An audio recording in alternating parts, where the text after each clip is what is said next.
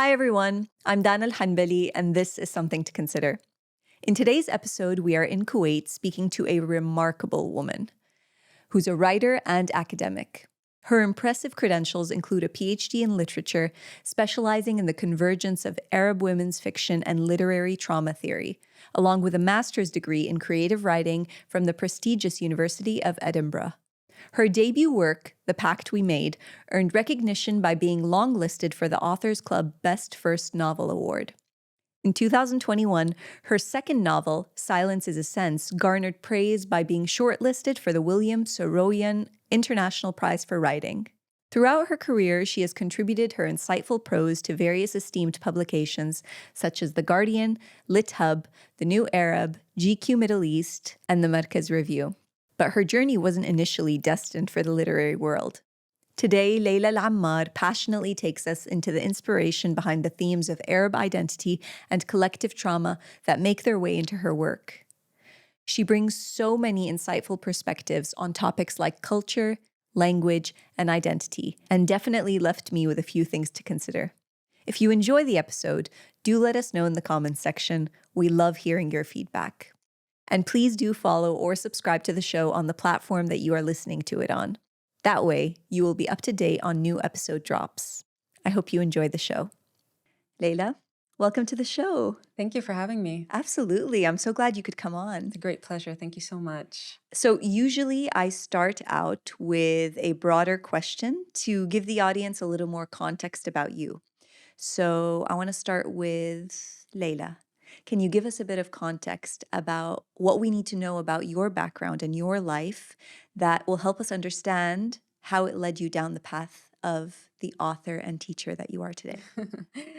Okay. I mean, it's always tricky to kind of take an inventory of oneself, but I'll give it a go. So I grew up in Kuwait. Kuwaiti father, American mother. Spent my life here. Went to public school here. I've always been interested in literature. I've always been a writer since I was very, very young. I would say maybe 9 or 10 years old, I started writing. I started reading earlier than that. And so it's always been something that I've been very much interested in. But I would say perhaps I saw it as a hobby. It was only later, maybe towards the end of my teenage years, that I started to consider, you know, actually publishing my own work. It was never anything that I really shared with the outside world. And so, yeah, at that point, I started to think, well, maybe if I put some more investment into this, I could have my own work published one day. And so that's when I really decided to to get more serious about it in terms of just trying to develop myself as a writer. I read a lot of books on writing and joined workshops, not in Kuwait, but international ones, and then I eventually decided to get a master's in creative writing. And that's when I started to really put my work out there and try to get it published. And so that's kind of what led to eventually having my novels published. And that led me down a road of doing a PhD in literature and teaching. I had done creative writing workshops for a number of years, and I really enjoy working with young writers or aspiring writers or students of literature. And so that's kind of what took me down that path. And where did you study? Where did I study? Well, I mean, I did my undergrad at Kuwait University. I did a master's in creative writing at the University of Edinburgh, and then I did my PhD at Lancaster University. And my PhD was focusing on Arab women's fiction and looking at it through literary trauma theory. So with a kind of psychoanalytic scaffolding for Interesting. it. Yeah. And what inspired that? What inspired my PhD? Well, I mean, it's interesting because a lot of times people assume that my creative writing is inspired by my PhD work because my PhD work is about trauma and trauma in the Arab world. Female trauma, but trauma also more broadly. But actually, it's the other way around. Trauma has always been a kind of underpinning to my creative writing. I find it a fascinating a very fruitful subject area to mine psychologically. And so that a lot of my creative work revolves around that in different ways. And so my first novel tackles trauma in a very kind of private, individualized, personal, narrow scope. And then my second novel, Silence is a Sense, deals with it more broadly and in a kind of overlapping individual, collective, political, personal level. And so, going through the process of writing and researching and reading that you have to do in order to produce a novel, I became much more interested in trauma as it relates to Arab literature, and in particular Arab women's fiction and the way that Arab women write trauma, because I think it's a very untapped area of study. And so when I was deciding what I'm going to focus on, that just seemed a kind of logical avenue to pursue, especially since I myself am an Arab woman writing fiction and my fiction deals with trauma. It was a happy marriage. Before you got to the novels, though, when you were in the phase where you were finding your voice as a writer, how did it, where did it fit in your life in general? Is it something that you started quite young? I started very young. Writing for me is like breathing. I can't not do it. And I've always been a writer, and that's how I express myself. And predominantly in fiction. That fiction is really the space where I felt like I could speak much more clearly than I would be able to speak if I was using my own voice. I like speaking through my characters' voices and creating characters.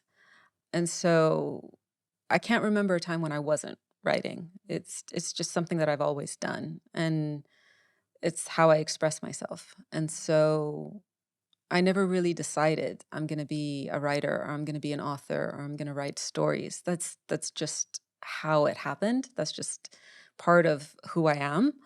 And as I grew older, I definitely, changed and tried to develop as a writer, and I had different interests, and I saw my writing going down different paths and different avenues based on my interests and what I was reading. I always say that reading is the fuel for writing. So whatever you're reading is going to come out. And as my reading taste changed and evolved, I could definitely see the effect that had on my writing.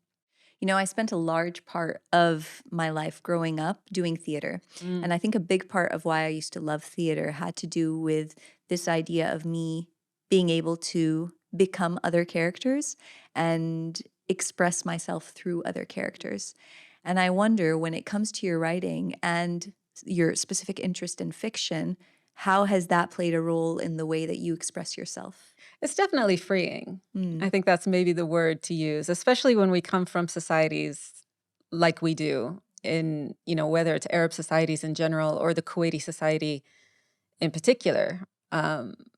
It can be very constricting in a number of ways. And we're all raised, at least in Kuwait, many of us are raised with a very strong understanding of, matters of reputation and, what people think of you, what they think of your family. And so there's always this kind of, I don't want to say self-censorship because that's a bit harsh, although I think a lot of people do engage in self-censorship.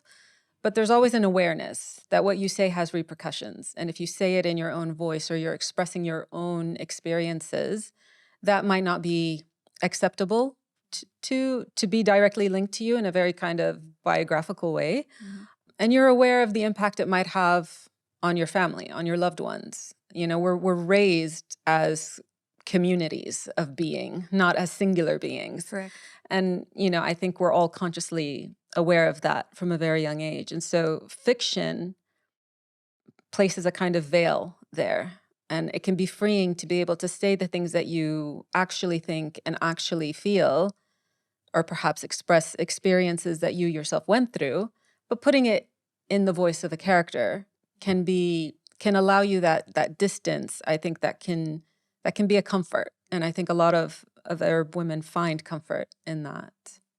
I can definitely see that, especially when it comes to expressing certain vulnerabilities that we may, I don't know if the right word is mask, but vulnerabilities that maybe we're not as ready to come to terms with. I think we definitely mask them. I think there's a lot of masking that goes on. Really? Yeah, I think there's a lot of masking that goes on. There's a lot of veiling that goes on. There's a lot of internalized kind of self critiques or notions of right and wrong that we internalize. And so I do think we try to create these layers where, we can maybe not hide behind, but we can kind of position ourselves at a distance from these things that either we don't want to, like you say, admit to ourselves, or that we're not prepared to admit publicly to, or to own up to publicly. That being said, though, when I think about the idea of writing and the fact that you've there's so much depth in the characters that you've created in your novels. Do you ever wonder or have a concern or a fear that a lot of what you do portray in these characters could somehow be a reflection of how you feel about specific things, or maybe a reflection of the private life that you lead? That it might actually be, or that it might be perceived as No, that. but that it might be perceived. That it might be perceived as that. I mean, that's a risk that all women writers in general, I think, face. Not even just Arab ones, but women writers in general. Their fiction tends to be read much more autobiographically than a male writer's would be. There's this tendency to think that all a woman writes about is her own life, and that she's just super internally focused, and not able to create the kind of human literature that is seen as the domain of a male writer.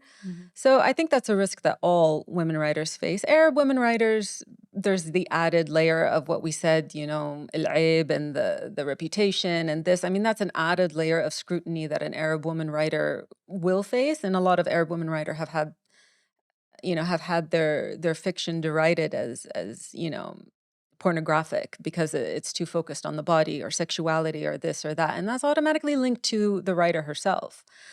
So that's always a risk, and it's a risk that I acknowledge, and that's been mentioned to me, particularly with the first novel, because it's set in Kuwait, and so people are automatically going to make that link. But at the end of the day, we are fiction writers. And one of the kind of maxims, I guess, of creative writing is to write what you know. And people think that just means you take your life and you fictionalize it. That's not what write what you know means. It means, you take little bits and pieces of things that you've observed, that you've experienced, that you've seen, that and you put it into these characters. So I try as much as possible to kind of emphasize that aspect of creative writing, which is that good creative writing is not a carbon copy of real people, whether it's myself or real people that I know. Good creative writing is amalgamations, is taking something that is, maybe true, a kernel of truth, of reality, and building on that and creating a world and people inhabiting that world, that are fictional at the end of the day. What was the response to your first novel? And for those that don't have any sort of context, if you could give us a little bit of a summary. The first novel, The Pact We Made, is set in Kuwait. It deals with Dalia, who's on the cusp of turning 30, and she had this kind of marriage pact with her childhood friends that they made when they were children, about getting married and kind of leading this more or less traditional life. And then Dalia, her life kind of veers off in a different direction. But she's under this pressure to get married, but at the same time, this unacknowledged past trauma is kind of bubbling to the surface and is preventing her from kind of moving forward. And so, broadly, I would say the novel deals with that tension between, struggling to be yourself, to be modern in a society that still kind of holds on to more traditional aspects or values that maybe are not quite well placed in the world that we live in now. And so it's kind of about that tension that all of these characters are feeling, struggling in definitely a certain aspect of Kuwaiti society. It's not broadly representative in that sense. But the reception to it was very positive. I didn't receive any sort of, I mean, attacks is too harsh, but I didn't receive that kind of negative criticism of, well, why are you talking about taboo subjects, or why are you bringing these things up in your fiction? Most of the people that have read it have communicated positive things to me about how they saw themselves in the characters, about how they saw themselves in the social milieu that the characters inhabit. This sense of it's a powerful thing seeing your world represented in fiction. Truly. And so a lot of people communicated that to me about how powerful and how emotional it was for them to see their 20s, brought to life in fiction. Absolutely, especially from a voice of someone, I would say like me in terms of comes from a similar culture, comes from a similar background, and was able to bring to life characters that I felt I could relate to, whether they represented or mirrored my lifestyle or not. And I think what made it so interesting and why I was so drawn to particularly the character of Dahlia had less to do with me going through the experiences that she went through, but everything to do with the way that she questioned what was going on in her life.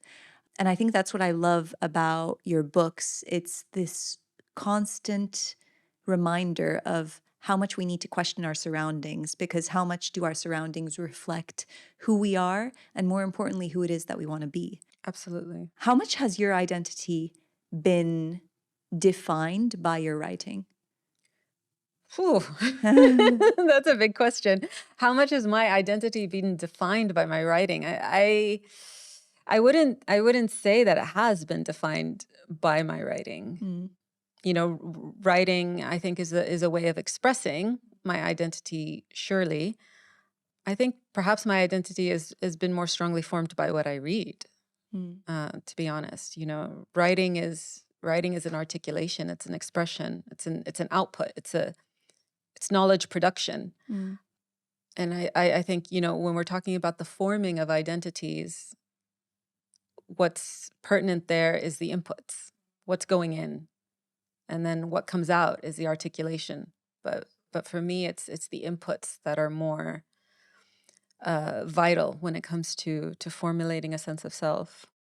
It's interesting that you say that, because I also feel like writing as a medium has a process to it, Mhm. a process that, in like many artistic channels and forms, helps you cope, helps you process, helps you understand, and especially because what you do write delves into the layers of trauma that women in our society have gone through, whether they're Kuwaiti or non-Kuwaiti, Mhm. whatever their religious background may be. Just a lot of things that we're not used to talking about. And what's interesting is that when you do put them in this story format, there's a healing power to it. And I guess that's what I was more or less alluding to. How much of that has helped you cope? um, yeah, there's a lot of talk about, there's a whole subdiscipline about the scriptotherapeutic powers of writing and writing your story. And I would never I would never put myself in a position of denying that, or denying that there is an aspect of it that does help you cope, or that does provide some sense of being able to process things. Mm, For me, writing has always been a repository for anxieties mm, and fears and things that I can't make sense of. Whether it's to do with me personally or to do with our Arab condition. These are matters that trouble me and that sit in my chest. And so by writing them, I allow them a kind of external space to inhabit, and that kind of removes a little bit of the burden from me. mm. I would not go so far as to say that it's healing, Yeah. in a sense, because it's a very short-lived respite. The words are on the page, but then the next catastrophe hits, or the next trauma hits, and you realize that pain is still living in you.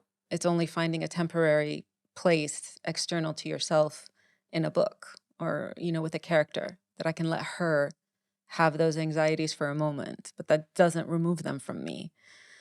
So I think that there's a limit. I think that there's definitely there's definitely writing is a good space to make sense, or try to make sense of things, or to try and process things, or issues or problems, or anxieties, like I said, that you have. But I don't think it's a way to heal them. Mm. I don't think that there's that permanence that we might seek, um, for what troubles us. Mm. That's powerful. Probably not the optimistic answer that people would be hoping for, but it's how I feel, from being a writer myself, and literature more broadly, I think is a space for consolation and solidarity, and definitely by reading Arab literature, it does reinforce the sense of Arabness, and we're all in this together, and this is a cascade of trauma that we can't get out from under. Mm. Does it have the power to change anything?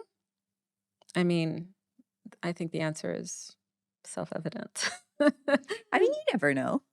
You never Well, we've been know. writing literature for over 100 years now. I feel like I mean, it solve things. I don't know. Change things. I think, yeah, for whether it's changing for the good or the bad, I think that's where, maybe we would be able to have a debate. But I think what's interesting about writing is I love the way you phrased it. It's a place that has the potential to hold space Hmm. for the things that we need to deal with or haven't dealt with or want to deal with. Hmm. And it doesn't even have to be real enough to take action to, but at least it allows for introspection to an extent. What is it that drew you to, I mean, why the focus on trauma? Why the focus on trauma? I I've always been fascinated by psychology, Mm-hmm. and I've always had a fascination with how the mind works, how the mind processes extreme events, memory, how memory is created, how memory is disrupted, collective memories, cultural memories, um, the psychology of what it means to be human is something that's always interested me. And I kind of split my reading between fiction and nonfiction. So I do kind of a 50-50. I spend a lot of time reading nonfiction. And so I read a lot on trauma. I read, Freud and Judith Herman and, just anything that I could find because I find it's so interesting. And so, when it came to writing my own novels, it just seemed natural that that's something that I would explore. Mm-hmm. Especially in the Arab world, we don't lack for trauma, unfortunately. So it's very fertile ground to explore. And there's so many intricacies that are so interesting when you think about, the personal psychology of trauma, the collective nature of it, the generational nature of it, how it can be passed on generation to generation, the marrying of the political and the personal and the way that we see what's happening in the public domain mirrored in the private sphere. It's just it's just such an interesting space to operate in, I think, creatively. And then also scholarly. It's just a very untapped, I think, area for study, for contemplation, because it's something that resonates with all of us, I think, in a number of ways, especially now. Especially with what's happening now. And I think even more so when it comes to internalized trauma individually, which makes me wonder, when it came to your second novel, you chose to look at the trauma that comes from being a Syrian refugee. Yeah.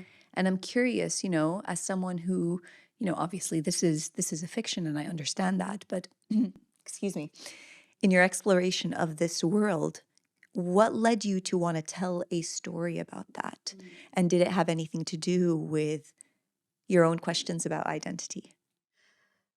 The second novel, Silence is a Sense, came about really not spontaneously, but impulsively. Mm. I wrote the first draft of that novel in 4 months, which Wow. is the fastest that I've written anything.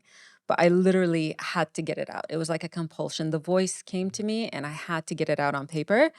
And so I started writing that book in the summer of 2017.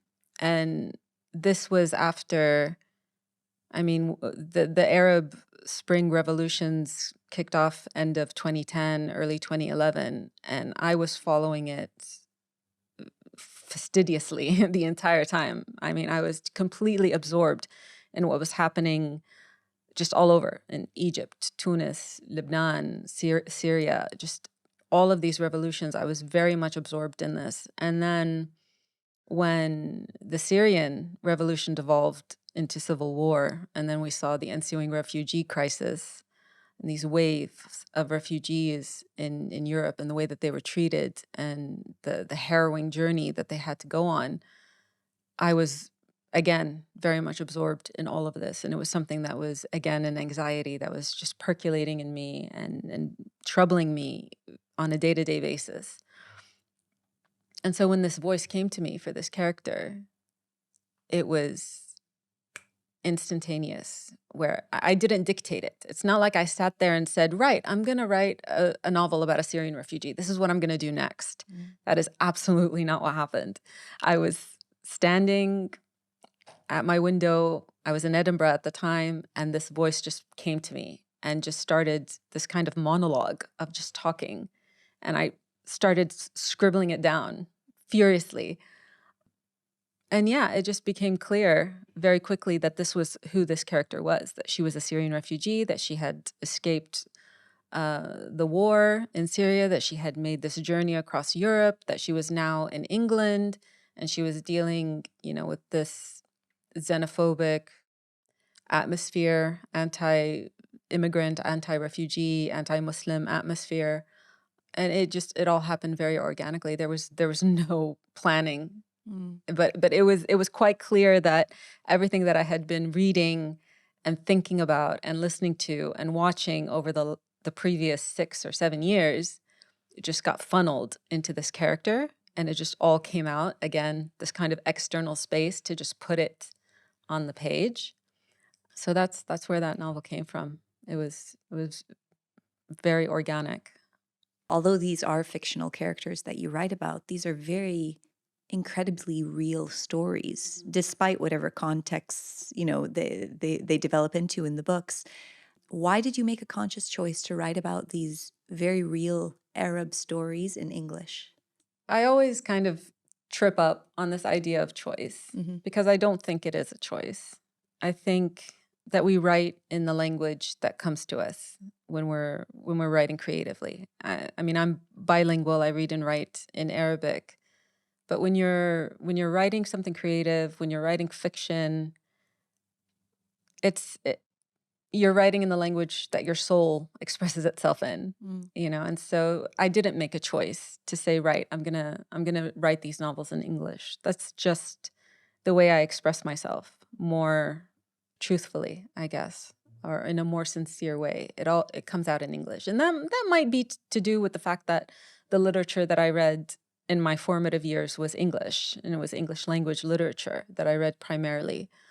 And so I think that the first literature that you're exposed to kind of plays a large part in forming the language that you ultimately choose to write in, or the literary tradition even that you choose to write in. So it wasn't a choice. Okay. It just happened that way. But even though my novels are in English, I do infuse them with Arabness or with Arabic. So there is unglossed Arabic in both novels. And I do that quite consciously. I don't translate it. There's no glossary. There's no footnotes. I leave it in Arabic, or there's idioms or phrases that we have in our cultures that are there in the novel. So even though it's in English, it's very much an Arab work, I think. Is there Arabic literature that you feel has influenced the way that you على قولتك input a lot of that into your research, into your inspiration, just out of curiosity? Yeah, definitely. Especially with the second novel. I think with Silence is a Sense, I had Ghada Saman is always there as an inspiration for me. She's one of my favorite writers. And so for me, her fiction in Arabic is unmatched. It's got this very surreal, almost Poe-like quality. It's very dark, very gothic, and I think that comes out in Silence is a Sense in a lot of her hallucinations, flashbacks, imaginings. So Ghada Saman, definitely. And then Ghassan Kanafani as well. People have drawn parallels between a scene in Silence is a Sense and the main kind of action in Men in the Sun in terms of being in a tanker and being smuggled, which I wasn't conscious of when I was writing. But subsequent to that, people have drawn my attention to the parallels there. And I was like, oh, yeah, what you read is there. It's in the back of your mind always. And it finds its way into what you write one way or another. It's interesting. I very much, the education system that I experienced it was a Western education system. And while Arabic is my first language, the way that I express it is quite mixed. I don't stick to one dialect.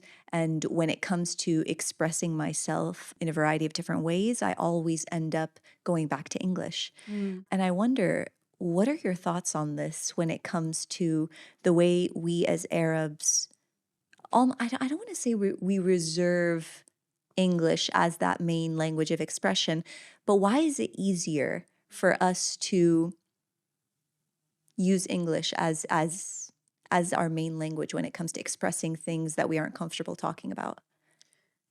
I don't know if that's true. You think? I don't know if that's true on a broad enough scale. We're always hearing these kinds of hysterical cries about how English is killing Arabic and everybody speaks English and nobody speaks Arabic anymore. And, when you come to think of it, it's, this is or it seems to be a quote unquote problem that only affects a certain class of Arabs, those who, like you said, had access to a Western education or lived abroad or, what have you.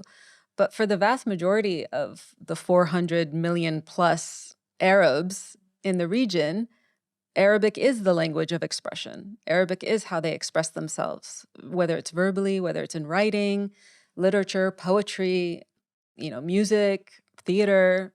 Arabic is still very much the language of expression there. So, I think that this idea is a little bit overblown, that English is kind of taking over.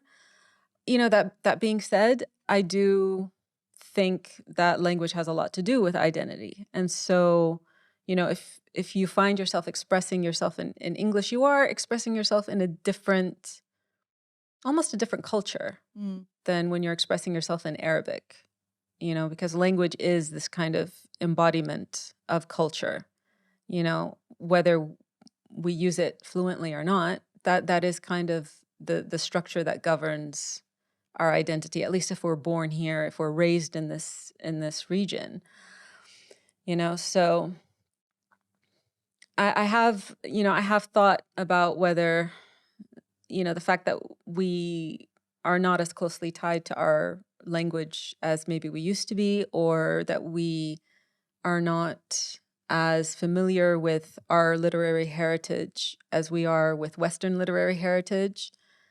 I do think that this has an impact on identity, and I do see that in the students that I teach, in the younger generation, the sense of not knowing their place in the world and not knowing their place in history and being uncomfortable and feeling alienated from their own societies. We can't discount the role of language and of literature, I think, in being responsible for that, Because, even myself, even though I went to a government school, I wasn't exposed to Arab literature. Yeah. That was something that I had to discover on my own. I wonder, is it even something that has actively developed? Like I almost feel like when it comes to Arab literature, and maybe I'm comparing it to the way we consume entertainment content, but it almost feels like there was an era where, we as Arabs may have been at the forefront of literature, for example, and that almost stopped for a while, or it feels like it stopped, because a lot of the examples that we end up referencing or going back to are not current or not as current, or maybe I'm just not as aware. I think that's maybe a complicated question with that doesn't have an easy answer, but Arab literature is as vibrant and as varied today as it's always been. There are some truly, truly amazing novels that are being written right now in this kind of post-millennial period. Adeniya Shibli, Ibtisam Azim, Sinan Antoun. Yani there's a lot of really interesting stuff that's being produced in Arabic, especially in the post-revolutionary period as well. The Egyptian Revolution in particular inspired so many, truly innovative works, as well as in Palestine. A lot of very innovative work has come out. Why do we refer to older ones?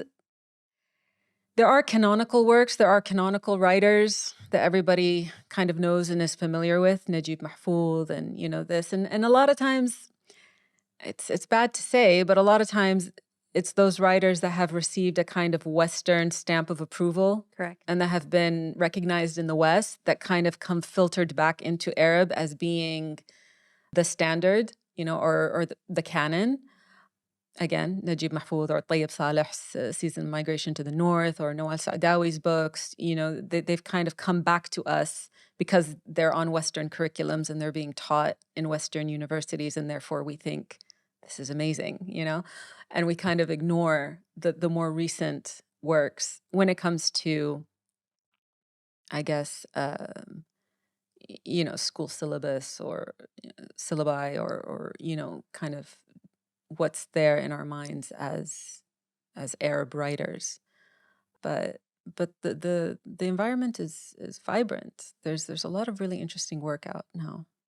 Do you think that we have a role to play in actively trying to profile these people and find better ways to represent them?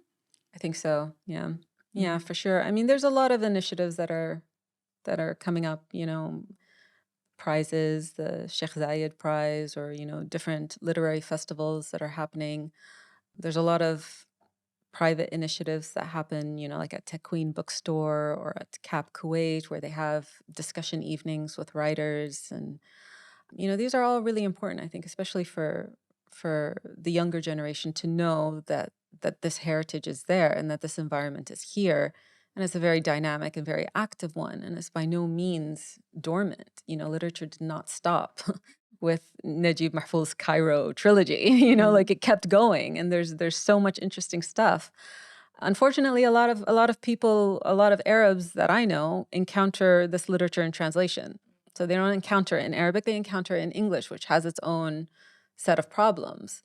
There's, still, I don't know, maybe a fear of reading the literature in Arabic, especially if you're more comfortable in English. What are the problems that you're talking about? How things can be interpreted or how they can be simplified? In translation? In translation.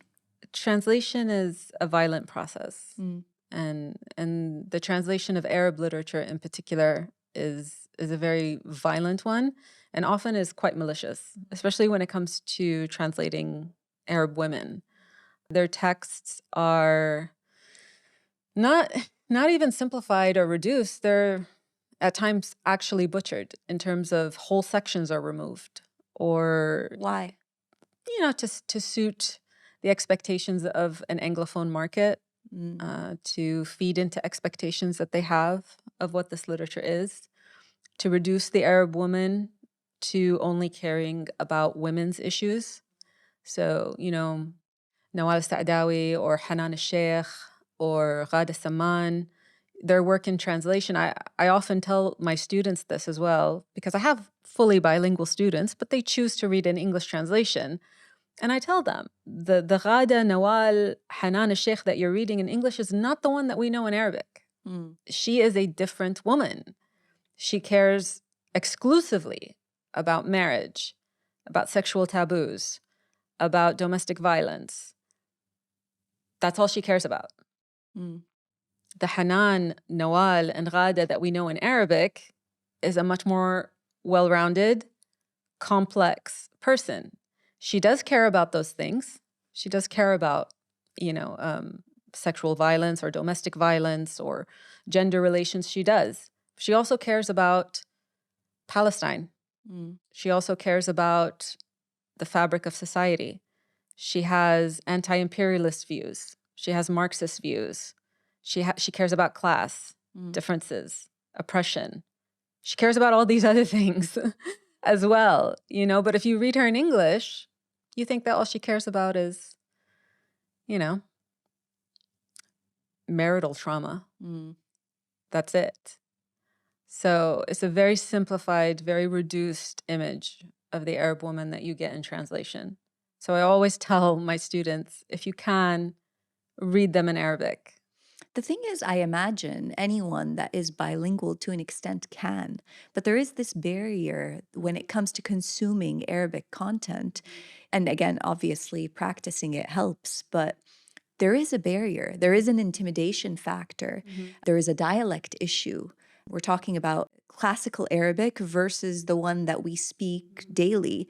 So, I mean, what are your thoughts on that? How do we move past that? How do we encourage, there are people today that even when I'm willing to read a Shakespeare, I'm willing to read Shakespeare. I'm willing to consume old English language text to an extent because I'm so comfortable with the way that I consume English literature. But when it comes to Arabic, it is intimidating. So what are your thoughts on that? I mean, I do sympathize with that. And I think, probably having gone through the government school system, I started at a position that is maybe a little bit better placed to consume Arab literature, because even though I didn't read Arab literature in school, everything else was in Arabic, and this formal register of Arabic. It's not Fusha. So I think just saying Fusha scares a lot of people because they think it's like the language of the Quran. It's not Fusha. It's modern standard Arabic, which, yes, is a more formal register than what we speak on a day-to-day basis. And my schooling was in that. So, when you're reading literature, that is predominantly what the literature is written in, although a lot of literature nowadays is written in Ammiya as well, or even the dialogue in the literature will be in Ammiya, whether it's Palestinian or Egyptian or whatever dialect. But I do have sympathy for those who didn't go through the government school system and who maybe don't have that foundation of being comfortable with that formal register of Arabic. And I do understand that it can be tiring and that there's a lot of effort involved. I do understand that. But I think that it's worth it. If you are someone who's interested in Arab literature, if you are somebody who's interested in our Arab history, our Arab sense of self, our Arab collectivity, then I think it's worth it to try and struggle a little bit and wrestle a little bit with the literature. And you can start small. There's lots of short story collections, or shorter novellas. Adeniya Shibli writes very short, punchy novellas and very kind of direct Arabic. It's not very, a lot of times we get lost in the metaphors. It's like, what is this person talking about? Correct. But there are writers who write now in a very direct, clear style, and I think finding those writers and giving it a chance, with practice, it gets easier. Literature it's a language, So once you start to learn the conventions, you start to learn how the prose sounds, how the sentences are put together, it gets easier over time. A large reason of why I would be more interested to explore Arabic literature would be at this stage in my life where I'm asking myself the bigger questions, where I'm trying to come to terms with what my identity is and what is my relationship to my country. What am I patriotic to? What does patriotism even mean to me? These are conversations that I feel happen later in life for a lot of people. And right now, when I see kids, especially the ones that are, going through the private schooling system, which is very influenced by the West, it's going to be a while before they get to that stage. And a big barrier to that has to do with what is available to consume today. If we look at Arabic curriculums that are available in these private schools, I mean, these things haven't been updated for decades. Yeah. So yeah, I mean, I guess it's a much bigger conversation. It is a bigger conversation. Perhaps parents have a larger role to play in being aware of the deficiencies of the local school systems, and the fact that if their children go through the private system, there is going to be that kind of alienation, I think, from a sense of Arabness, for want of a better word. And you pay a price for it, I think, for sure. Because, I mean, you bring up patriotism, and, I myself don't really ascribe to notions of being patriotic in a sense of this is my country. But I do think that there is value in having a larger sense of qawmiya, and a sense of who we are as Arabs and our commonalities and our affiliations, our affinities with one another. Palestine is always a kind of, very prominent symbol for this, but it goes beyond Palestine. At the end of the day, we are a people. We are a people. And perhaps the most prominent aspect of that peoplehood is our language, is the fact that, if you take someone from Kuwait and drop them in Casablanca, they can talk to somebody. Correct. If you take someone from Khartoum and he goes to Amman, he can communicate. This idea that 460 million people across some 22 states all have this in common and can communicate with one another, and not just communicate, because language is not just a tool for communication. It's not just a set of instruments that we use to pass information back and forth. It's an embodiment of culture. It's Halim Barakat wrote a book called The Arab World, and he calls it language as providing a set of linkages across space and time. So really, that language and what it embodies in terms of literature, poetry, philosophy, sciences, intellectual work, that binds us. That is a commonality and a common heritage that we share. And to not delve into that, to not be curious about it, to not want to explore it in its language is, it's sad, I think. And I think it does us a disservice to not want to explore it unfiltered. And when it goes into English and it comes back to you, it is filtered and mediated. You're not getting it in an unmediated way. That's a very good way to put it. You talked about a few things that bring us together culturally. The biggest one, and perhaps the most relevant, being Palestine and what's happening there. Many are referring to the events as almost an awakening, not just for our region, but the world. And it's interesting because drawing on what you talked about when it comes to trauma and the collective trauma that I feel like a lot of us are going through, what role do you think that's going to play in how we move forward as Arabs? Arabs that exist in this global space that has, for the majority, at least for my generation, dictated what our story is. Do you see this as a potential turning point? In what sense? Dictated it in terms of how the Arab story is told is very much something that we weren't part of telling. It was something that we were told, this is who you are, this is what you are about, whether it's through our education system or whether it's through what society has told us that we are. And we've internalized. Exactly. So now we're at this, point of introspection where I think a lot of people want to actively be involved in deciding, no, this is who we are. This is what we're about. This is our story. And now we're ready to tell it. We're ready to take ownership of it. I mean, I don't know the extent to which that is fully the case.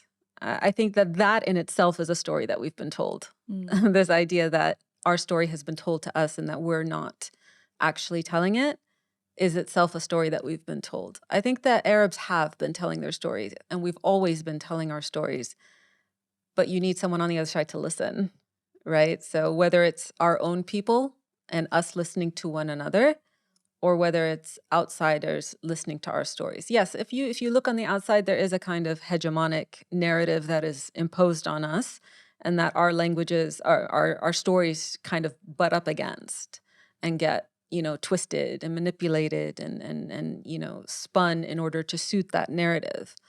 So that is true. But internally, in terms of the conversations we have with one another in our region, particularly conversations we have in Arabic, like on Arabic Twitter or in Arabic media, those different stories do emerge, and we do see these different narrative strands coming out. As to Palestine, I think, Palestine has always defined us as Arabs.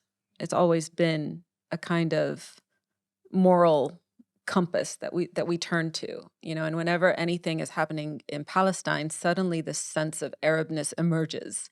We saw it when Qatar hosted the World Cup, and the Palestinian flags and the chanting and the shunning of Yeah. the Zionist TV media stations. Or Morocco hoisting the flag when they won, or when they qualified. So Palestine has always been important to us and has always been a cornerstone of Arabness. And, even in the heydays of pan-Arabism, or this idea of we could be a pan-Arab nation, we could have this sort of real concrete unity. And I use unity with a lot of reservation, but, that was kind of the goal for a long time. Mm. And Palestine was seen as a kind of centering axis around which that idea pivoted always.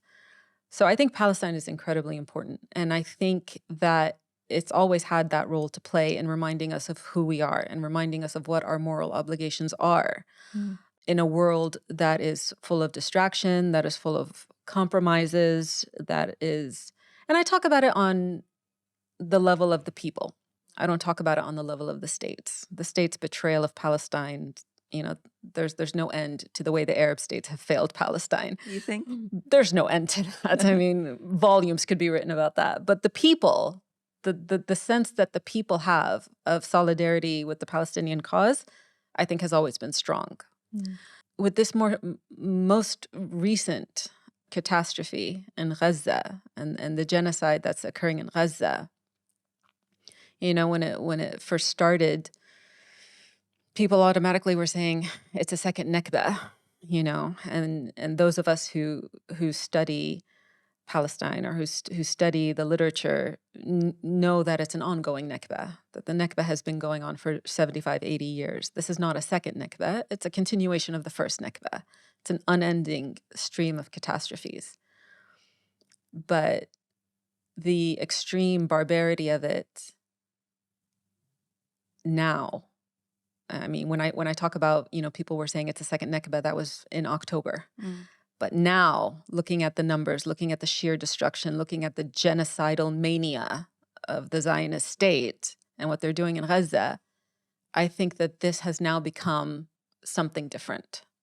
That this has now become a new collective trauma that this generation of Arabs, or the generation of Arabs that are having this moment of awareness and this raising of their consciousness now, that this for them will be what 48 was for a previous generation of Arabs. This will be that inflection point. This will be that trauma that we will be trying to process for the next generation, And I think just from my students at the university, I've seen that this is the first, large-scale trauma that they're consciously aware of as young adults. And I can see it igniting, for some of them, igniting a sense of Arabness. For others, I think they see it on a more human level, which is probably, the way that the Palestinian cause has resonated with populations around the world, and it's become a kind of global South cause where we see all these protests erupting in capitals around the world. So there is that kind of human dimension, aside from the fact that this is very much an Arab issue, and it speaks to us as Arabs as well as just on a human level. But I think it's a trauma that's not something that we have seen before. I think in many ways this trauma might eclipse the Nakba, which is a big statement to make. Yeah, I think it already has. Which is a big statement ways. to, but I mean, just numbers wise, it's already eclipsed the Nakba. Yeah, which is why I think that it's going to be this new trauma that is something that's gonna, occupy our psyches, I think, for a long time. Occupy our psyches, and I think bring to light the level of responsibility we have as Arabs to contribute to how our history is written moving forward. Mm-hmm. And I'm not saying that we haven't contributed in the past. I'm just saying that as opposed to being bystanders, where I feel like a lot of the time we may have fallen into that trap, a lot of us at least, you know, progress is very much associated to how the West defined progress. And I feel like even as the Arab countries develop, that is the barometer that we use to us moving forward and finding our place in this global society. But I think with an awakening like this, it forces us to also evaluate how we want to tell our story and what we want to stand for and what it is to be Arab. Because I think you're right. I mean, those rubrics have always been externally defined, I think, and especially, you know, with Arab countries being subsumed in this kind of global capitalist system, it's a current that just kind of carries us all along in this wave of modernization and beautiful buildings and technology and all of this, which is great, but they are distractions. And at the end of the day, we do, I think, have to kind of turn inwards and decide what do we want? What sort of societies do we want to be a part of? You know, and to realize that we, like you said, we all have a responsibility to contribute that to that in some way. You know, whether it's by writing or activism or teaching or, you know, what have you. That there is a responsibility to make some sort of, or to take some sort of stand. And maybe, you know, the recent events in Palestine kind of show that as well. You know, I think a lot of us were maybe surprised by some of the silences that we saw, you know, from people that we perhaps did not expect to be silent on this matter. And we saw people raise their voices that we didn't expect. Exactly. Which is that strain of hope that I think a lot of us cling to. Yeah. You know, Layla, you aren't at all what I expected you to be. Honestly, mashallah. I don't get me wrong, I didn't expect you not to be impressive. I've read your work, but I really love the way that you carry yourself. You've challenged me to kind of consider the way I look at specific things, and I thank you for that. Thank you. Thank you. This is wonderful. I wanted to end on a final question that I usually ask my guests. What is it that you would, although I feel like you've already given me so many things to consider, but what, if you were to ask me a question, what is it that you think I should or could come away from this conversation with? What would you like me to consider? What would I like you to consider? I would like you to consider, I think you know what I'm going to say. But I would like you to consider reading literature in Arabic. It's insane. You are the second guest to say that to me. So it is insane. And I'm happy to give you some titles. Oh, thank you. Thank you very much. I would love that. And I'm so grateful that you would suggest that. And I almost feel like there's a cosmic reason behind why you are the second person to say this and why this conversation led us down this path, because I think there is an accountability that I owe to myself around kind of, you know, taking ownership of what my identity is and what I want it to be. And perhaps there's a story that I need to stop telling myself. I appreciate that. Oh, thank you so much. Thank you. Thank you for being here. Thank you for making the time to speak to us. Thank you for having me. This has been wonderful. Absolutely. Thank you. I really appreciate it. It was a pleasure. I hope you will come back. Akid. And I can't wait to read your next book. Inshallah, ya Rab. Inshallah. Layla, if anyone is interested in learning more about you, more about your work, or wants to connect with you, what are the best ways to connect with you? Probably Twitter. I'm on Twitter more than I should be. It's just Layla_AlAmmar on Twitter. I also have a website which has a contact form. So if anybody wants to contact me for that, or through that rather, then that would also be a channel. But yeah. Perfect. Well, thank you. Thank you. As always, thank you so much for the privilege of your time. I hope you enjoyed the episode, and I hope as always, that you found something to consider.